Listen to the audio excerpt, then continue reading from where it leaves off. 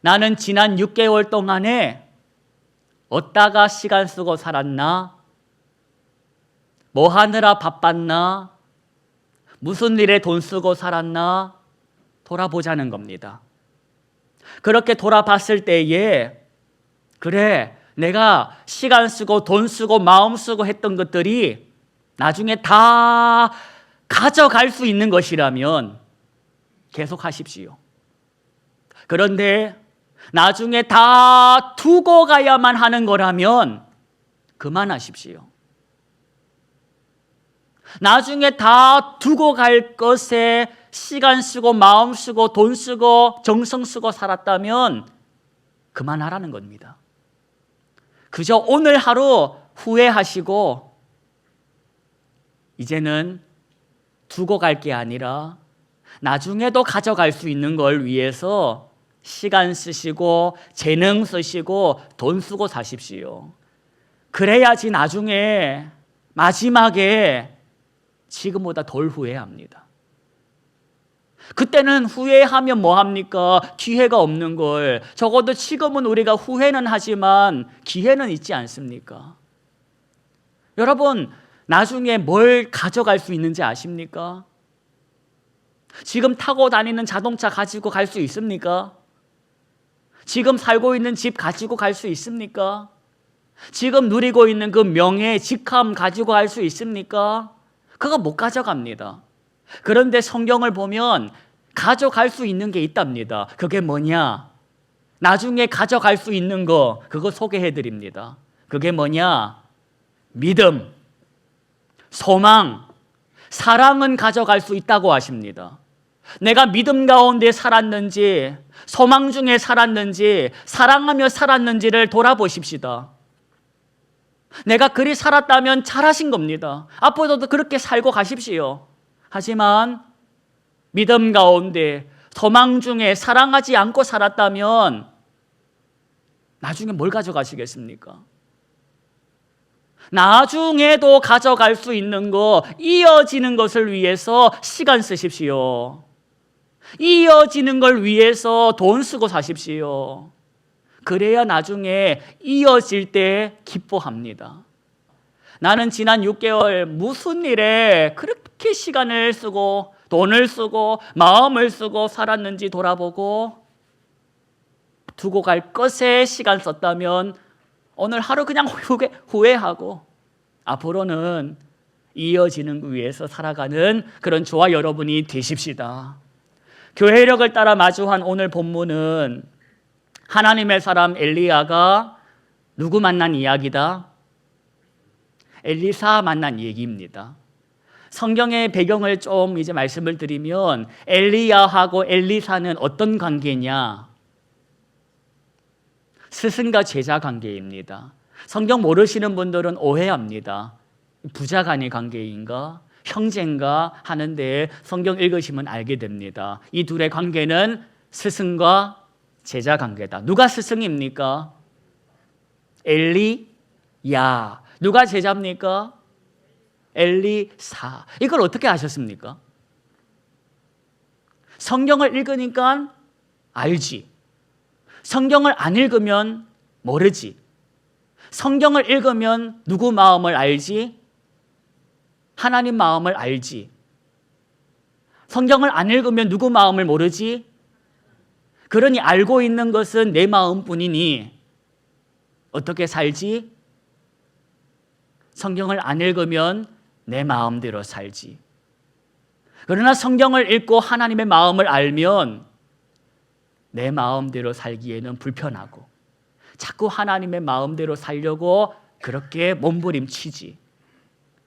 여러분, 저와 여러분이 성경을 읽어야 하는 것이 바로 그겁니다. 내 마음대로 살지 않고 하나님의 마음대로, 하나님의 말씀대로 살기 위해서 성경을 읽는 것입니다. 오늘도 성경을 읽는 것, 오늘도 성경을 마주하는 것은 이 본문을 통해서 나에게 보여주시는 하나님의 뜻을 알고 싶은 것입니다. 오늘 엘리야가 엘리사를 찾으러 갔다라는 얘기인데 그 전에 무슨 일이 있었을까? 그것도 우리 두루두루 함께 이 시간 보려고 합니다. 여러분, 성경을 보면 19절입니다. 19절 말씀 첫 부분을 보십시오. 눈으로 보시겠습니다. 엘리야가 어디서 떠났답니까? 퀴즈 드립니다. 거기가 어딜까? 집? 아닙니다. 엘리야가 거기서 떠났다고 하는데 어디 있었을까? 거기가 어딜까? 호렙산. 바로 그 호렙산 동굴 속에 들어앉아 있었던 엘리야가 거기에서 떠나 하나님이 가라고 한 그곳으로 갔다라는 얘기로 시작되는 겁니다.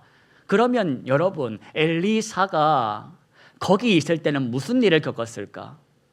그 호렙이라는 산에서 무슨 일을 하고 있었을까를 생각해 보십시다. 그리고 그러면 그 전에는 어디 있었을까?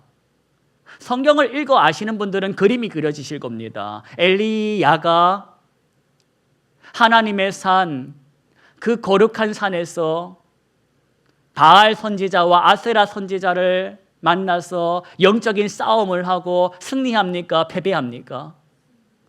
승리합니다. 승리한 다음에 그 승리한 엘리야에게 들려온 뒤 소식은 뭐냐? 너 무사할 줄 알아? 넌 이제 내 손에 죽었어. 이런 이사벨의 무시무시한 소리를 듣게 된 것입니다. 이건 성경을 읽으면 아실 겁니다. 그래서 엘리야가 어디로 도망을 쳤답니까? 성경을 좀 읽으신 분들은 아실 겁니다. 겁에 질린 이 엘리야가 어디로 도망쳤다? 아무도 살지 않는 곳, 어디? 광야로 들어갔다는 겁니다. 거기서 엘리야가 한 로뎀나무 그늘 아래에 머리를 드밀고 쓰러져서 하는 소리, 하나님, 나 좀 죽여주소. 나 좀 죽여주소라고 하나님께 기도했다는 겁니다. 그러자 하나님께서 그 기도를 들으시고 죽이셨다. 죽이셨습니까? 안 죽이셨습니까? 어떻게 아십니까? 성경에 나와 있지 않습니까? 성경을 안 읽으면 죽이셨다 하면 죽은 줄 압니다. 아이고, 죽이셨네. 성경을 읽어야지 제가 하는 소리가 맞는 소리인지 틀린 소리인지를 구별할 거 아닙니까?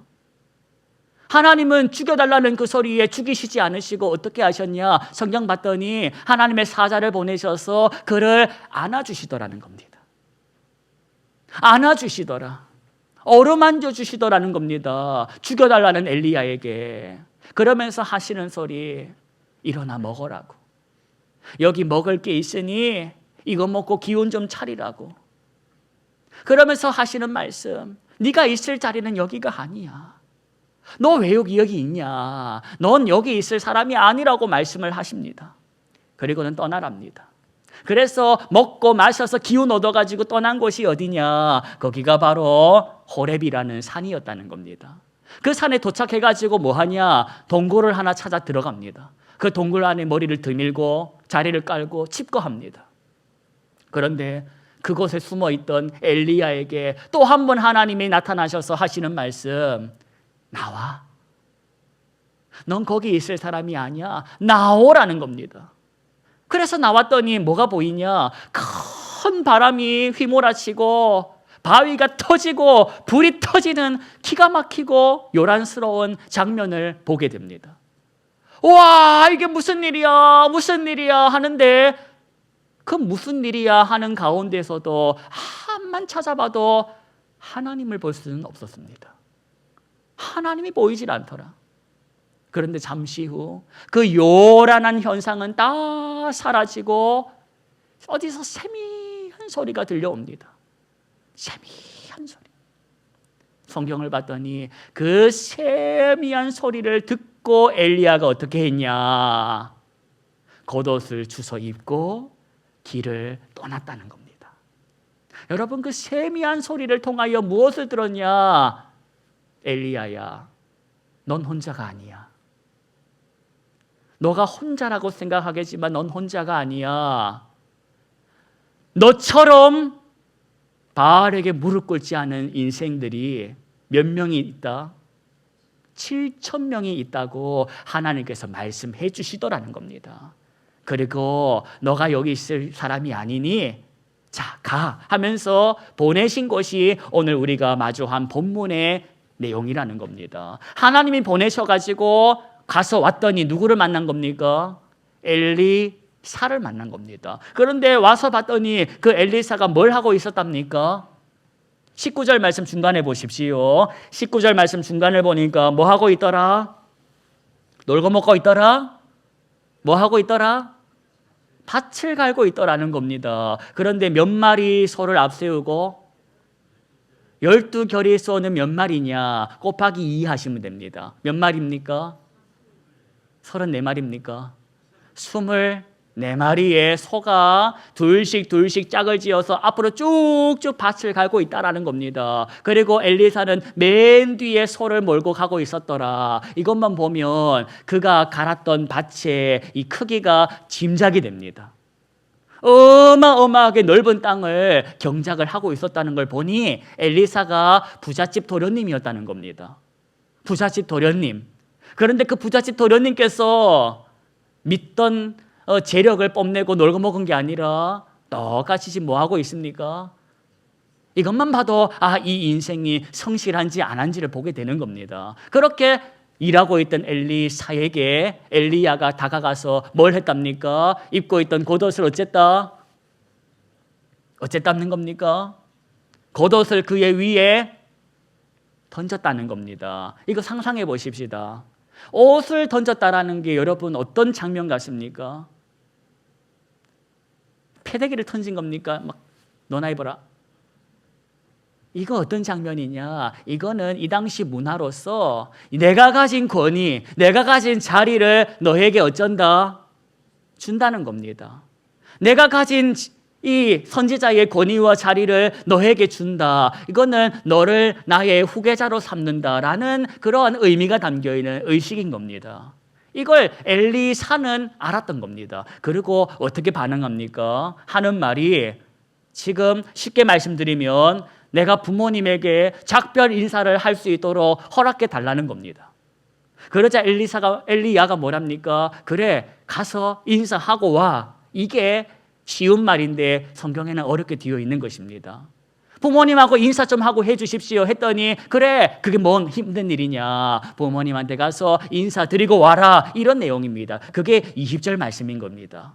그 다음에 21절을 보십시다. 21절은 함께 읽겠습니다. 엘리사가 그를 떠나 돌아가서 한 겨릿소를 가져다가 잡고 소의 기둥을 불살라 그 고기를 삶아 백성에게 주어 먹게 하고 일어나 엘리야를 따르며 수종되었더라. 뭘 잡았답니까?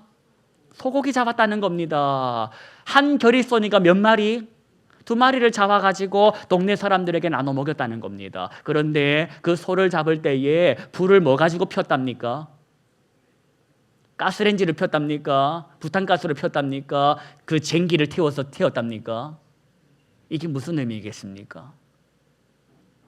이제 나는 전에 하던 삶을 살지 않겠다.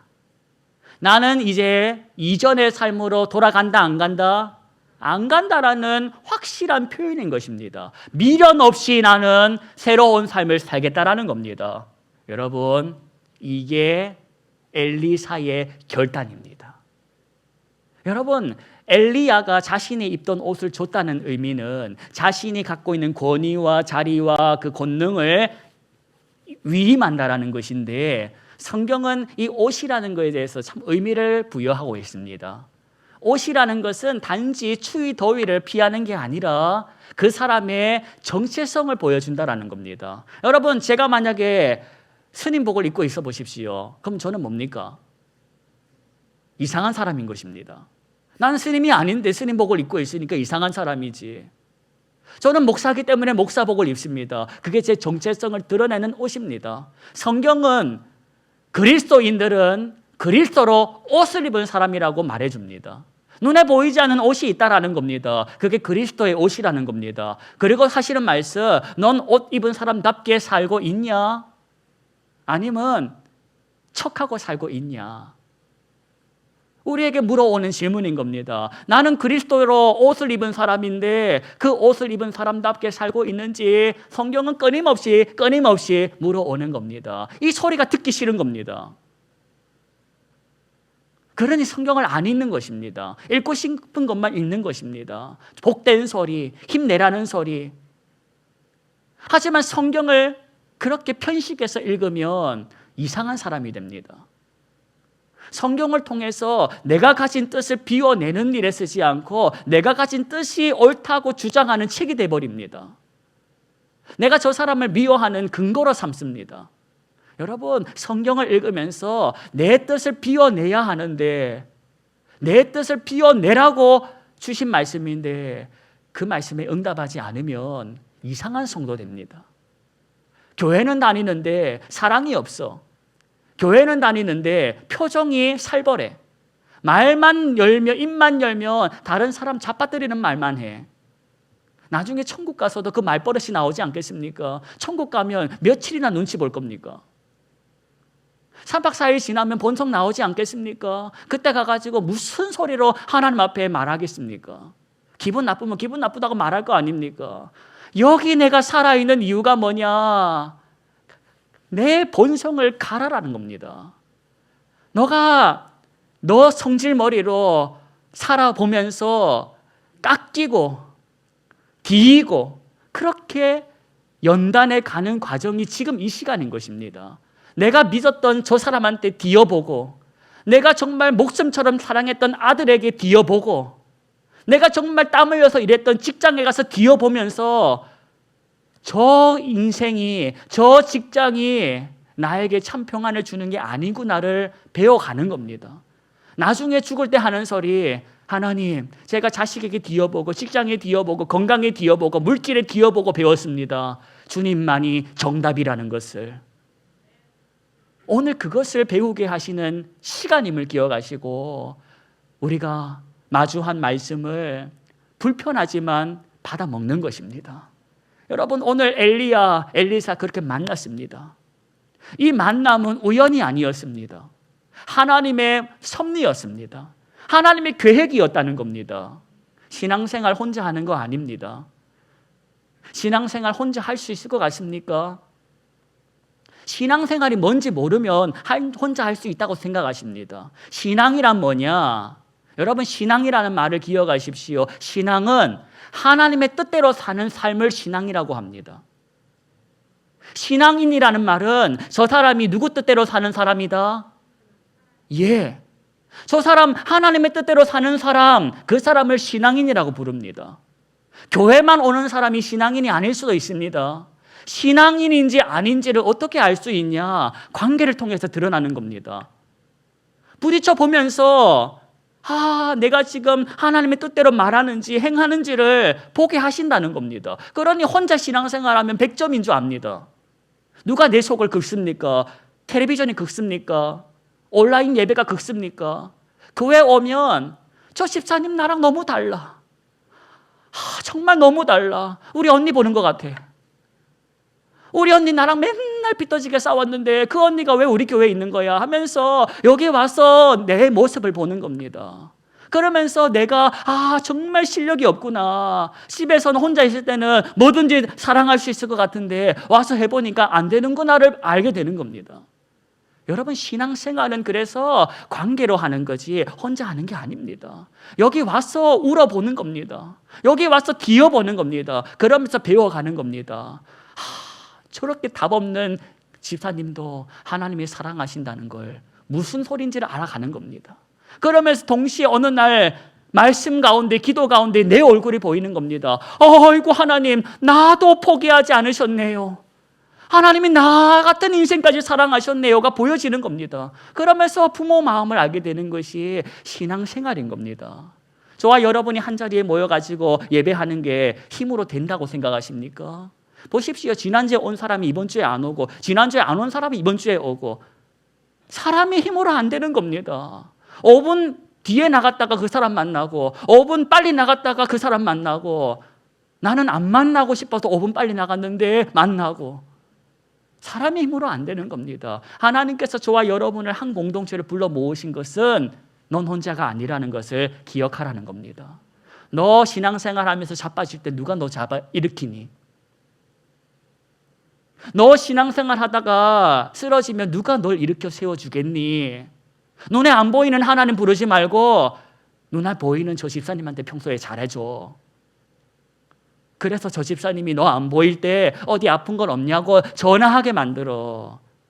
성도란 반가운 사람이 되어야 합니다. 나타나면 보고 싶어서 보고 싶었다고 생각이 났다고 모여들어야지, 나타나면 바쁜 일이 생각이 나가지고 가야 된다고 흩어지는, 그렇게 되면 안 된다는 겁니다.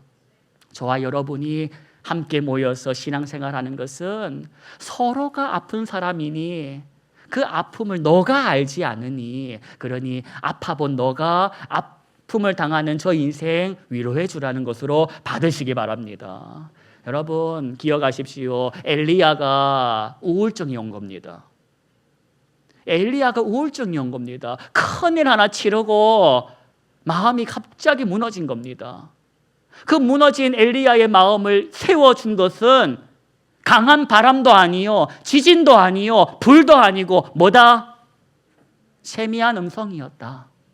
하나님의 말씀이 무너진 마음을 세웠지, 요란뻑적한 찬양이나 요란뻑적한 조명이나 요란뻑적한 시스템이 아니라는 겁니다. 사랑 나눔 바자회라는 큰일 하나 치루하고 여기까지 왔습니다. 사랑 나눔 바자회도 치르고 뭐도 치르고 하면 사람인지라 마음에 구멍이 생기고 마음에 우울감이 옵니다. 그걸 알기에 이 6월에서 7월 넘어가는 사이에 우리 마음에 다시 뭘로 채우자? 말씀으로 채우자라는 겁니다. 다시 이걸로 채우지 않으면 넌 엉뚱한 걸로 채울 거야.